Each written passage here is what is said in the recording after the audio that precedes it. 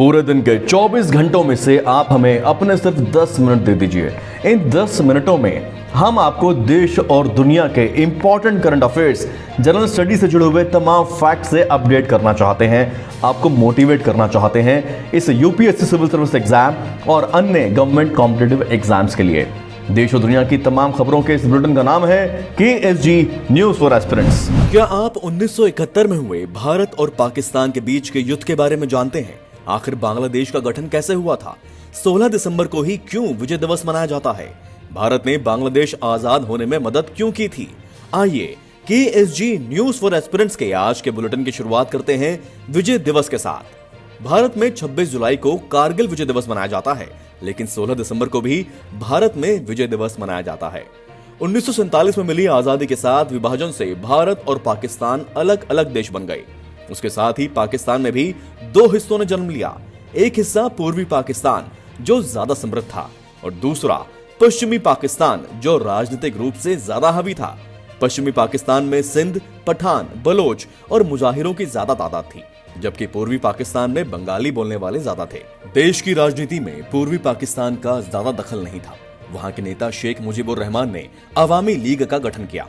पाकिस्तान में 1970 के दौरान आम चुनाव हुए, जिसमें पूर्वी पाकिस्तान अवामी लीग ने बड़ी संख्या में सीटें जीती और सरकार बनाने का दावा कर दिया। लेकिन पाकिस्तान पीपुल्स पार्टी के जुल्फिकार अली भुट्टो इस बात से सहमत नहीं थे, इसलिए उन्होंने विरोध करना शुरू कर दिया था। उस समय हालात इतने खराब हो गए थे कि सेना का प्रयोग करना पड़ा। संसद में बहुमत हासिल करने के बाद भी अवामी लीग के शेख मुजीबुर रहमान, जो कि पूर्वी पाकिस्तान के थे, उन्हें प्रधानमंत्री बनाने के बजाय जेल में डाल दिया गया और यहीं से पाकिस्तान के विभाजन की नींव पड़ गई। मुजीबुर रहमान ने हर शख्स से बांग्लादेश की आजादी के लिए संग्राम में हिस्सा लेने का आह्वान किया। सेना के अत्याचारों से परेशान लोगों ने पलायन करना शुरू कर दिया था। 26 मार्च से शुरू हुए संघर्ष में खून की नदियां बही, हजारों बलात्कार हुए और लाखों लोगों को पड़ोसी देश भारत में शरण लेनी पड़ी। पूर्वी पाकिस्तान में हालात खराब होते जा रहे थे। Police, paramilitary force, East Bengal regiment और ईस्ट पाकिस्तान राइफल्स के बंगाली सैनिकों ने पाकिस्तानी फौज के खिलाफ बगावत करके खुद को आजाद घोषित कर दिया था। भारत की तत्कालीन प्रधानमंत्री इंदिरा गांधी ने अंतर्राष्ट्रीय स्तर पर कोशिशें की ताकि युद्ध न हो और कोई हल निकल जाए, शरणार्थी सही सलामत अपने घर को लौट जाएं, लेकिन ऐसा हो न सका। सेना के अत्याचारों से परेशान शरणार्थी लगातार भारत आ रहे थे और उन्हें भारत में सुविधाएं भी दी जा रही थी, क्योंकि वे भारत के पड़ोसी देश से आए थे। इन सबको देखते हुए पाकिस्तान ने भारत पर हमले की धमकी देना शुरू कर दिया था। प्रधानमंत्री इंदिरा गांधी ने देश को संबोधित करते हुए कहा कि 3 दिसंबर 1971 को पाकिस्तानी हवाई जहाजों ने हमारे अमृतसर, पठानकोट, फरीदकोट, श्रीनगर, हलवारा, अंबाला, आगरा, जोधपुर, जामनगर, सिरसा और सरवाला के हवाई अड्डों पर बमबारी की है और इसी के साथ भारत और पाकिस्तान के बीच युद्ध शुरू हो गया। युद्ध के तहत इंदिरा गांधी ने भारतीय सेना को ढाका की तरफ कूच करने का हुक्म दे दिया और भारतीय वायुसेना ने पश्चिमी पाकिस्तान के अहम ठिकानों और हवाई अड्डों पर बम बरसाने शुरू कर दिए। 4 दिसंबर 1971 को ऑपरेशन ट्राइडेंट भारत ने शुरू किया। भारतीय नौसेना ने 5 दिसंबर 1971 को कराची बंदरगाह पर बमबारी कर पाकिस्तानी नौसेना मुख्यालय को तबाह कर दिया था। इसी समय इंदिरा गांधी ने पूर्वी पाकिस्तान को एक नया राष्ट्र बांग्लादेश के रूप में बनाने का ऐलान कर दिया। 14 दिसंबर को भारतीय सेना ने ढाका में पाकिस्तान के गवर्नर के घर पर हमला किया। उस समय पाकिस्तान के सभी बड़े अधिकारी मीटिंग करने के लिए इकट्ठा हुए थे। भारतीय फौजों ने पाकिस्तान के मंसूबों पर पानी फेरते हुए उसकी कमर तोड़ दी। भारत की जबरदस्त जवाबी कार्रवाई से पाकिस्तान सरकार हिल गई और जनरल नियाजी ने युद्ध विराम का प्रस्ताव भेज दिया। परिणाम स्वरूप 16 दिसंबर 1971 को दोपहर के करीब 2:30 बजे सरेंडर की प्रक्रिया शुरू हो गई और उस समय लगभग 93,000 पाकिस्तानी सेना ने घुटने टेकते हुए आत्मसमर्पण कर दिया। इस प्रकार 16 दिसंबर 1971 को बांग्लादेश का एक नए राष्ट्र के रूप में जन्म हुआ और पूर्वी पाकिस्तान पाकिस्तान से आजाद हो गया। बांग्लादेश एक आजाद मुल्क बना और मुजीबुर रहमान इसके पहले प्रधानमंत्री। यह युद्ध भारत के लिए ऐतिहासिक युद्ध माना जाता है, इसीलिए देश भर में भारत की पाकिस्तान पर जीत के उपलक्ष्य में 16 दिसंबर को विजय दिवस के रूप में मनाया जाता है। ये पूरी जानकारी, ये पूरी रिसर्च अगर आपको काम की लगी तो कमेंट बॉक्स में भारतीय सेनाओं के नाम, शहीदों के नाम, जाबाजों के नाम, विजय दिवस का संदेश जरूर टाइप करिएगा। जय हिंद। खबरों में आगे बढ़ते हैं। पीएम मोदी ने 15 दिसंबर को गुजरात का दौरा किया, जहां उन्होंने कच्छ के सीमावर्ती क्षेत्र में दुनिया के सबसे बड़े रिन्यूएबल एनर्जी पार्क और मांडवी में डीसैलिनेशन प्लांट के लिए भूमि पूजन किया। सबसे पहले हाइब्रिड रिन्यूएबल एनर्जी पार्क के बारे में जान लीजिए। हाइब्रिड रिन्यूएबल एनर्जी पार्क दुनिया का सबसे बड़ा रिन्यूएबल एनर्जी पार्क है, जिसे कच्छ जिले के खावड़ा गांव के पास भारत पाक सीमा के करीब स्थापित किया जा रहा है। यह खावड़ा गांव से विगिकोट तक भारत पुल से आगे बसी बंजर भूमि पर 30 गीगावाट सौर और पवन ऊर्जा का उत्पादन करेगा, जहां नागरिक पहुंच की अनुमति नहीं है और क्षेत्र को बीएसएफ और भारतीय सेना द्वारा नियंत्रित किया जाता है। अब बात करते हैं डीसैलिनेशन प्लांट के बारे में। पीएम ने कच्छ जिले के मांडवी के पास गुंडियाली गांव में आने वाले डीसैलिनेशन प्लांट के लिए भी आधारशिला रखी है। इस प्लांट का लक्ष्य 300 गांवों की 8 लाख की आबादी के लिए पीने योग्य प्रयोजनों के लिए समुद्र के पानी को परिवर्तित करना है। अब सरहद डेयरी के fully automated milk processing plant की बात करते हैं। पीएम मोदी ने शीर्ष डेयरी सहकारी संस्था सरहद डेयरी के 130 करोड़ रुपए के मिल्क प्रोसेसिंग प्लांट का भी शिलान्यास किया। ये 2 लाख लीटर प्रतिदिन मिल्क प्रोसेसिंग और पैकेजिंग सुविधा राष्ट्रीय किसान विकास योजना के तहत आएगा। इसी खबर से संबंधित भारत में रिन्यूएबल एनर्जी से जुड़े हुए कुछ और इंपॉर्टेंट फैक्ट्स भी समझ लीजिए। साल 2025 तक भारत सरकार की 175 गीगावाट रिन्यूएबल एनर्जी कैपेसिटी स्थापित करने की प्रतिबद्धता है। इसी के साथ गुजरात सरकार ने रिन्यूएबल एनर्जी पार्क की स्थापना के लिए अंतर्राष्ट्रीय सीमा के पास बंजर भूमि की पहचान की। रिन्यूएबल पार्क में 2 जोन होंगे, एक में विशेष रूप से विंड पार्क होगा और दूसरा हाइब्रिड होगा, जिसमें सोलर और विंड पार्क दोनों शामिल होंगे। पार्क में जमीन अलग अलग एनर्जी डेवलपर्स को अलॉट की गई है, जो मांग के अनुसार स्ट्रक्चर इंस्टॉल कर देंगे। अब भारत के रिन्यूएबल एनर्जी टारगेट्स की बात करते हैं। कुल 373 गीगावाट में से 136 गीगावाट के साथ भारत की 38% install electricity generation capacity renewable source से ही है।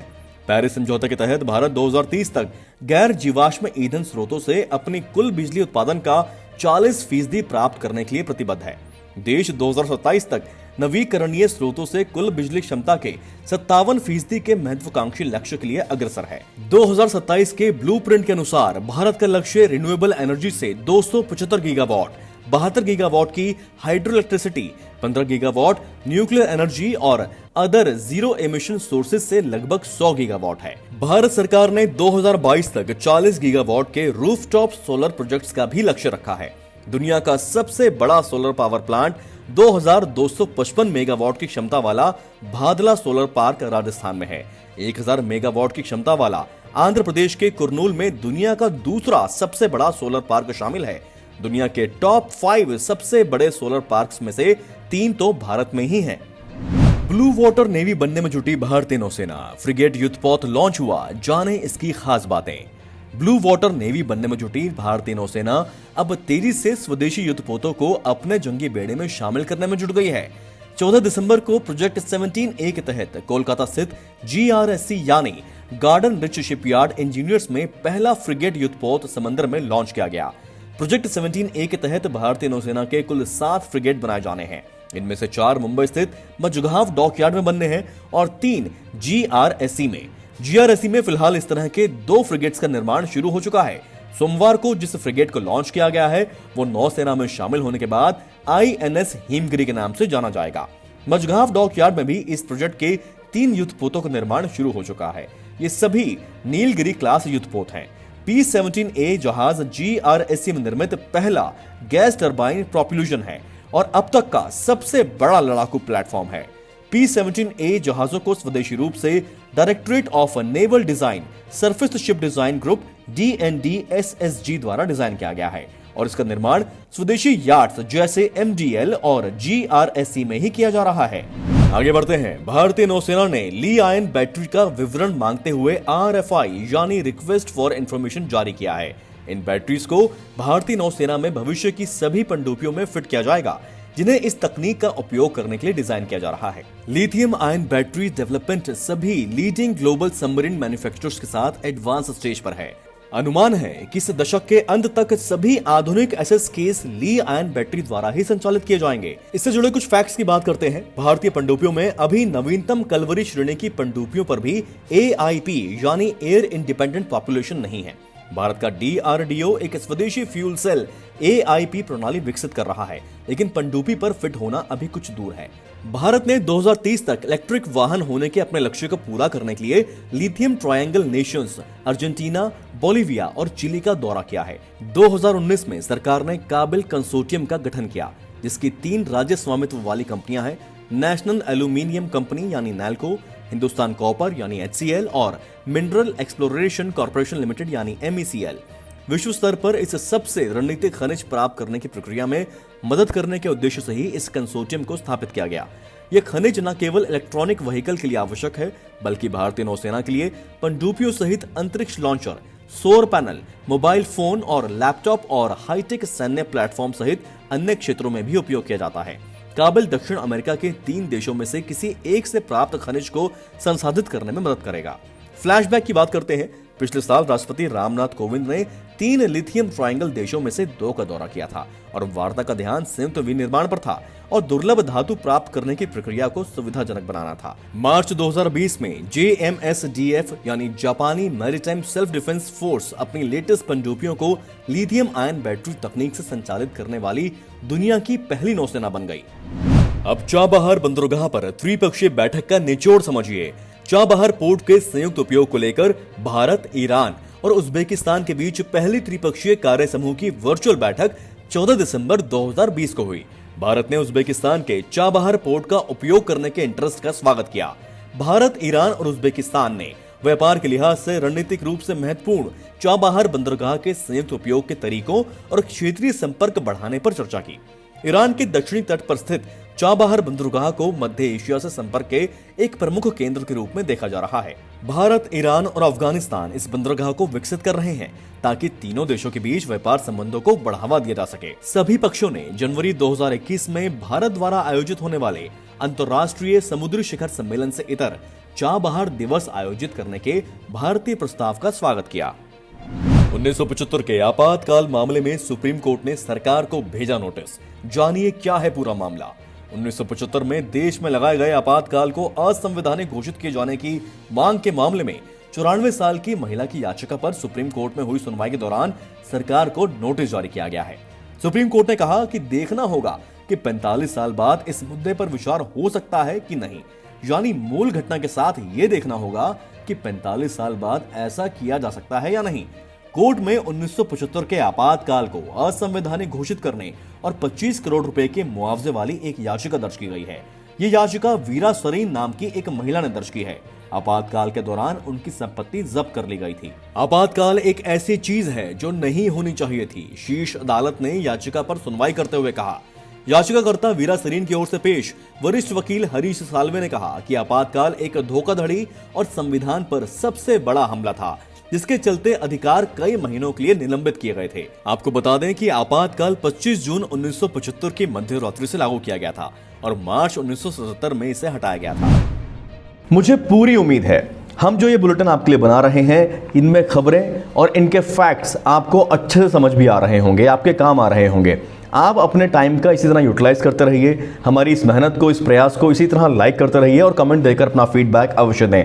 आपने इस चैनल को अगर सब्सक्राइब अभी तक नहीं किया है तो आप कर सकते हैं, क्योंकि कोई भी इंपॉर्टेंट वीडियो आपसे मिस ना हो जाए, यही हम चाहते हैं। धन्यवाद। Best of luck.